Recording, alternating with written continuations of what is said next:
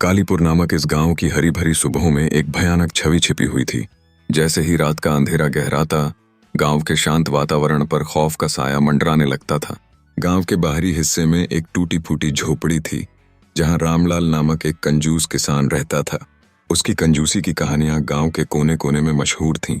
वह अपने खेतों में पानी डालने से भी कतराता था और बरसात की उम्मीद पर निर्भर रहता था। अपनी फसल में बीज भी सिमट कर डालता। इसके बावजूद उसकी झोपड़ी से रात के समय आने वाली अजीब आवाजें गांव वालों के लिए रहस्य बनी हुई थीं। गांव वालों को रामलाल की भयंकर कंजूसी के बारे में तो पता था, लेकिन उसकी झोपड़ी के भीतर रात को उठने वाले रहस्यमय शोर का कारण किसी को नहीं मालूम था। कई लोगों ने उसकी झोपड़ी के पास जाकर पता लगाने की कोशिश की, पर जो भी गया वह या तो बीमार हुआ या पागल। ये आवाजें तो जैसे गांव की गहरी रात की कराह बन गई थीं। युवक रवि और मोहन ने अंततः इस रहस्य का पर्दाफाश करने का निर्णय लिया। वे एक रात रामलाल की झोपड़ी के पास छिप गए, जहां से उन्होंने सुनी घुटी हुई चीखें और डरावनी हंसी।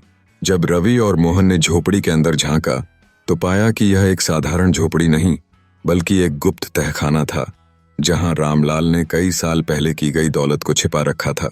ये दौलत गांव वालों की थी, लेकिन रामलाल ने तांत्रिक के साथ एक संधि की थी, जिसके चलते उसकी आत्मा इस दौलत की रखवाली करती थी। अब फिर से गांव वाले उस आत्मा के डर से भयभीत थे। रवि और मोहन ने गांव वालों को सच्चाई बताई और तांत्रिक को बुलाया। तांत्रिक ने कहा कि वह रामलाल की आत्मा को आजाद कर देगा, पर अनुष्ठान के समय वहां एक गुनफित संघर्ष शुरू हुआ। तांत्रिक ने अपनी शक्तियों से आत्माओं को नियंत्रित किया और अंत में रामलाल को मुक्ति दे दी। लेकिन एक रहस्य अब भी था। झोपड़ी के आसपास जाने वाला हर व्यक्ति अभी भी अजीब आवाजें सुनता था। कालीपुर की रातें अब भी चुप नहीं होती और लोग कहते हैं, एक ध्वनि सुनाई देती है, मेरी दौलत को हाथ मत लगाना।